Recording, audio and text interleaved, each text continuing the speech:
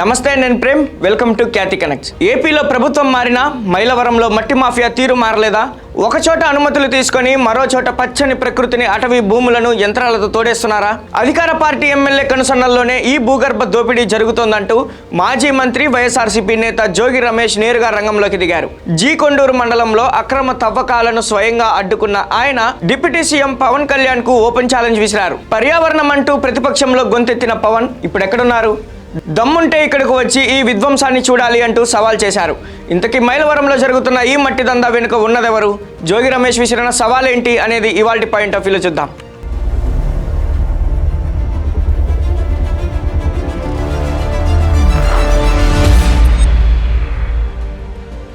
ఎన్టీఆర్ జిల్లా కొండూరు మండలం చేగిరెడ్డిపాడు.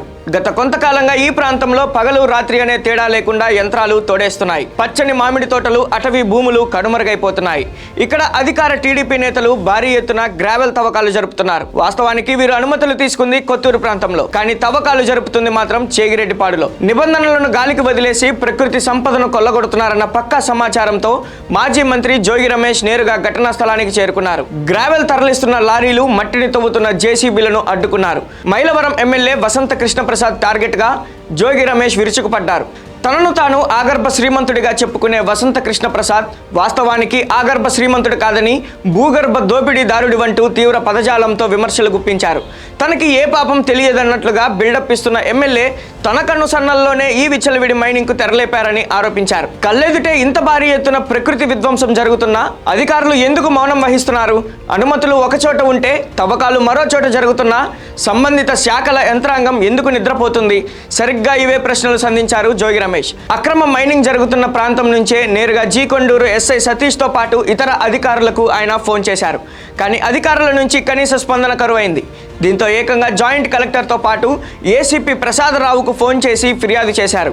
మామిడి తోటలను నాశనం చేస్తూ అటవీ భూములను దోచుకుంటున్న వైనాన్ని అధికారుల దృష్టికి తీసుకెళ్లారు.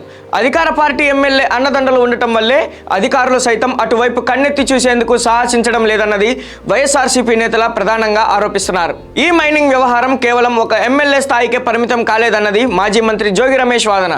అధికారంలోకి వచ్చిన కొద్ది రోజులకే కూటమి నేతలు ఇంకా బరితెగించి దోపిడీకి పాల్పడుతుంటే రాష్ట్ర స్థాయి నాయకత్వం ఏం చేస్తోందని ఆయన ప్రశ్నించారు.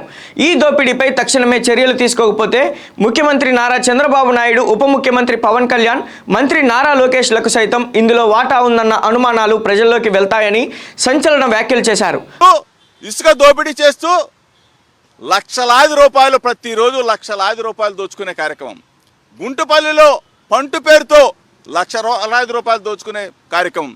ఒక్క కందులపాడు, సేగిరెడ్డిపాడు గ్రావెల్ కోరియే కాదు, కొత్తూరు, తాడేపల్లి, కొత్తూరు మొత్తం కూడా వెలగలేరు గ్రావెల్ అంతా కూడా కోట్లాది రూపాయలు దోచుకుంటూ తింటున్న పావలా ప్రసాద్ని ప్రశ్నిస్తా ఉన్నా. ఈ ప్రభుత్వానికి కళ్ళున్నాయా అని చెప్పి అడుగుతా ఉన్నా. ముఖ్యమంత్రి నారా చంద్రబాబు నాయుడు కొడుకు లోకేష్ పర్యావరణాన్ని పరిరక్షిస్తాను, ప్రశ్నిస్తాను అని చెప్పేసి పాలకుడైన డిప్యూటీ సీఎం పవన్ కళ్యాణ్ కూడా అడుగుతా ఉన్నా. ఈ పావలా ప్రసాద్ చేసే దాంట్లో మీకు వాటా ఉందా? పావలా ప్రసాద్ సూట్ కేసులు ఇస్తానన్నాడు, దాంట్లో మీకు భాగస్వామి ఉందా? మీకే ఇస్తున్నాడా? లేదంటే ఈ పావలా ప్రసాద్ని అరెస్టు చేసి బొక్కలో పెట్టే దమ్ము ధైర్యం ఈ ప్రభుత్వానికి ఉందా అని చెప్పి అడుగుతా ఉన్నా. నిలదీస్తా ఉన్నా, నిగ్గు తేల్చమని అడుగుతా ఉన్నా. ఈరోజు దోచేద్దాంలే, వెళ్ళిపోదాంలే అంటే చూస్తూ ఊరుకోం. నిలబెడతాం, రోడ్డు మీద నిలబెడతాం. ఎంతైతే దోచేశారో ఆ దోపిడీ మొత్తం రెట్టింపు కట్టించే కార్యక్రమం రేపు మా ప్రభుత్వం వైఎస్ఆర్ కాంగ్రెస్ పార్టీ అధికారంలోకి వచ్చిన వెంటనే తప్పనిసరిగా ఈ మైనింగ్ మాఫియా పావలా ప్రసాద్ని నిలబెట్టి కోర్టుకి ఈడ్చి డబ్బులు కట్టించి కార్యక్రమం ప్రజా సమక్షంలో చేస్తాం, కోర్టులో తేలుస్తాం. ఈరోజు ఇంత దారుణంగా చూడండి. ఒకసారి మీడియా మిత్రులందరూ చూడండి నేను ఎక్కడ ఉన్నా, ఎన్ని అడుగులు దోచేశారు. పచ్చని పర్యావరణాన్ని నాశనం చేస్తూ జేబులు నింపుకుంటున్న ఈ అక్రమ మైనింగ్ను చంద్రబాబు లోకేష్లు కళ్ళార్పకుండా చూడాలంటూ సెటైర్లు వేశారు జోగి రమేష్. ఈ మొత్తం ఎపిసోడ్లో అత్యంత కీలకమైన point deputy CM Pawan కళ్యాణ్ను Jogi Ramesh target చేయడం. గత ప్రభుత్వంలో పర్యావరణం నాశనం అయిపోతుందని, చెట్లను నరికేస్తున్నారని, కొండలను తవ్వేస్తున్నారని ఊరూరు తిరిగి ప్రసంగాలు చేసిన పవన్ కళ్యాణ్ ఇప్పుడు ఎక్కడున్నారని జోగి రమేష్ సూటిగా ప్రశ్నించారు. పర్యావరణాన్ని పర్యవేక్షిస్తానని ప్రమాణం చేసిన పవన్ కళ్యాణ్ అధికారంలోకి రాగానే ఆయన పాలనలోనే పర్యావరణం పూర్తిగా నాశనం అయిపోతుందని మండిపడ్డారు. పవన్ కళ్యాణ్ కు జోగి రమేష్ ఒక ఓపెన్ ఛాలెంజ్ చేశారు. నేను ఇక్కడే ఈ ధ్వంసమైన అటవీ ప్రాంతంలోనే ఉంటాను. డిప్యూటీ సీఎం పవన్ కళ్యాణ్ స్వయంగా ఇక్కడికి రావాలి, కల్లారా ఈ విధ్వంసాన్ని చూడాలి. పర్యావరణంపై మీకు నిజంగా చిత్తశుద్ధి ఉంటే అక్రమ మైనింగ్ చేస్తున్న మీ కూటమి నేతలపై తక్షణమే చట్ట ప్రకారం చర్యలు తీసుకోవాలని డిమాండ్ చేశారు.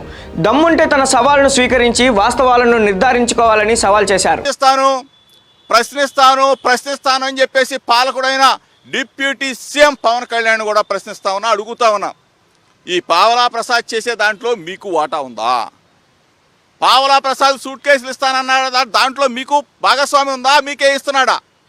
లేదంటే ఈ పావలా ప్రసాద్ని అరెస్టు చేసి బొక్కలో పెట్టే దమ్ము ధైర్యం ఈ ప్రభుత్వానికి ఉందా అని చెప్పి అడుగుతా ఉన్నా. నిలదీస్తామన్నా, నిగ్గు తేల్చమని అడుగుతా ఉన్నా.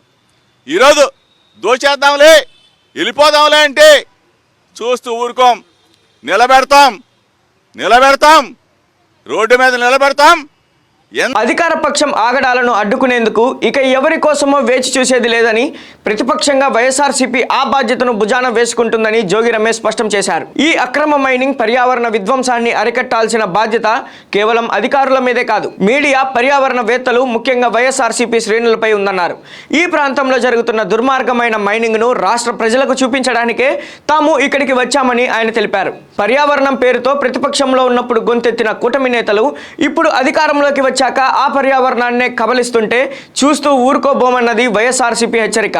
జోగి రమేష్ విసిరిన ఈ సవాల్తో మైలవరం నియోజకవర్గంలో రాజకీయం ఒక్కసారిగా వేడెక్కింది.